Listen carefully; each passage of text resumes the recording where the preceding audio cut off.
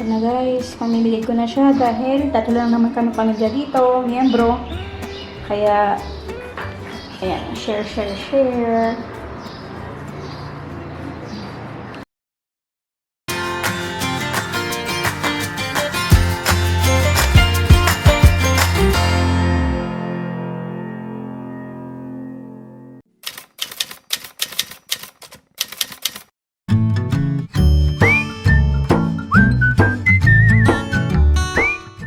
Ngayong araw na ito ay gagawa tayo ng banana custard cake na layered with creamy leche flan and soft sponge cake na may saging. Ang una natin gagawin ay ang caramel base ng ating leche flan. Over medium heat, tunawin natin dito ang asukal na may tubig. Iwasan natin ito haluin kasi kakapit ng asukal sa panghalo natin at mahihirapan na itong matunaw. Kaya I suggest na i-tilt lang ang pan. Pakuluan lang ito for a few seconds hanggang sa ma-achieve lang natin ang kulay yellow-brown.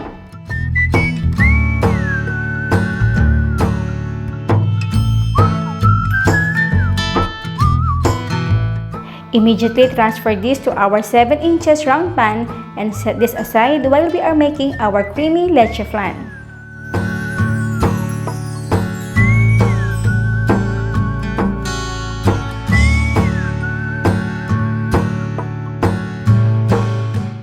Napakadali lang nitong gawin. In another bowl, combine these ingredients.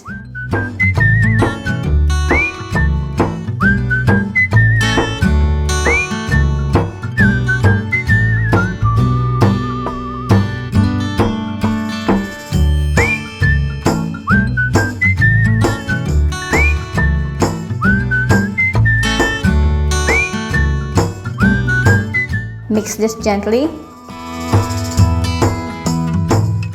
I-strain natin ito ng 3 beses.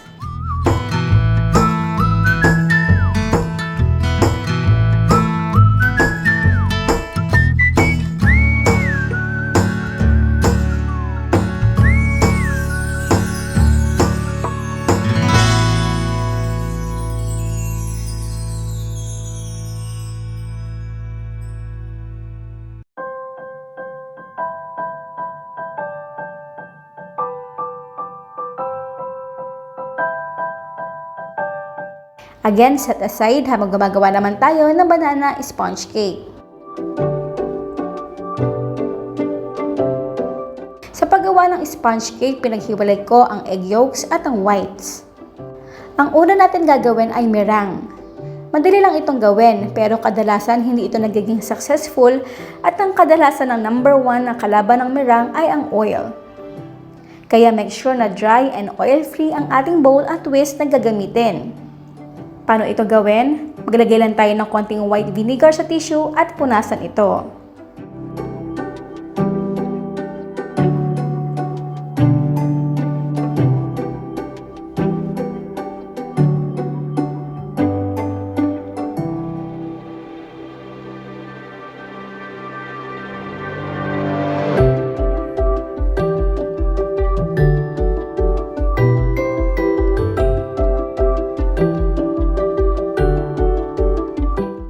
Ang napili kong saging dito ay yung meron ng dark spots dahil ibig sabihin nito ay hinog na, mas matamis at nagbibigay ito ng moist sa ating cake. So mapapansin nyo na hindi na ako maglalagay ng asukal.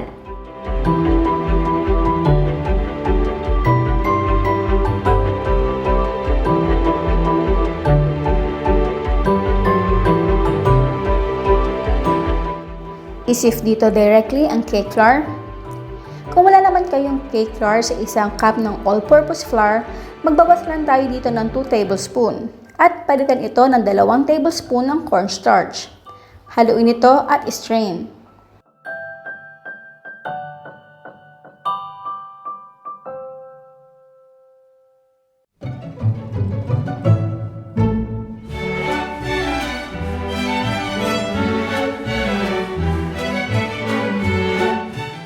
Kumuha lang tayo dito ng sukat na kakailangan na natin sa recipe na ito.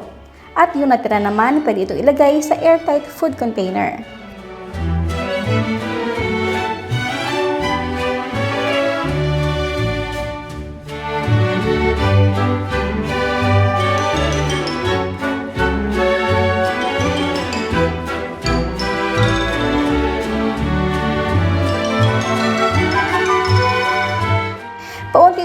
natin paghaluin ang mirang at ang ginawa nating banana butter.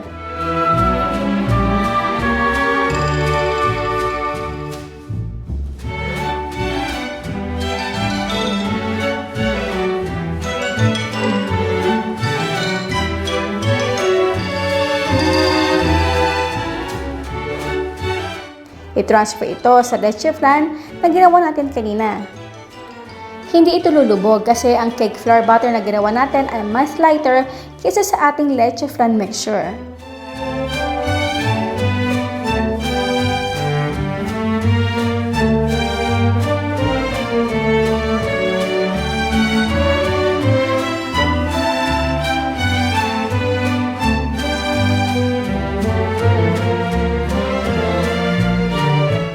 Ang ating last at next step ay i-bake natin ito. May dalawa tayong option, pero for this video ay papakita ko sa inyo ang bain-marie or water bath sa oven. Kapares lang ito na ginagawa natin sa pag-steam, pero sa bain-marie ay gagamit tayo ng oven at isa pang mas malaking pan. Lagyan ito ng hot water. Then i-bake ito sa ating na preheat ng oven na 180 degrees Celsius for 30 minutes.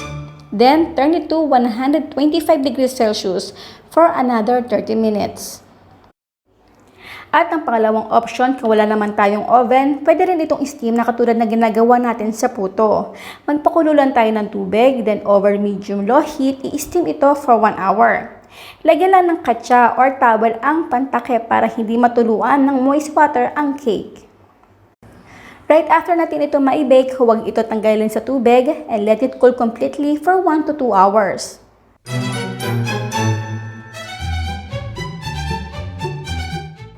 And now is done, our banana custard cake. Naku, napakasaya ko talaga kasi naging successful ang ating banana custard cake. Na-maintain nito ang jiggly ng leche flan at ang softness naman ng ating banana cake. Hindi na ako nalagay ng asukal sa ating cake mixture kanina kasi matamis na ang banana at alam ko na matutuluan ng caramel sauce pagkataob ng ating leche flan.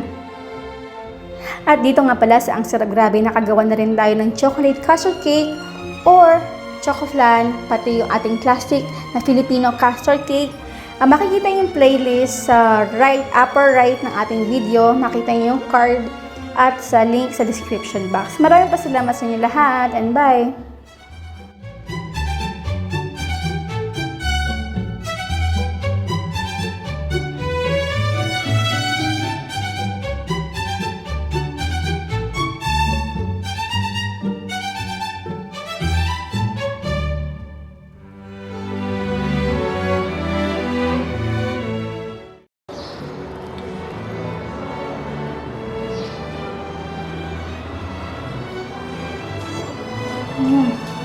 Guys,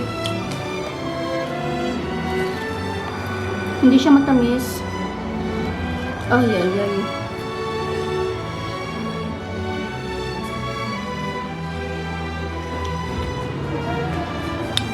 Super nice and very long.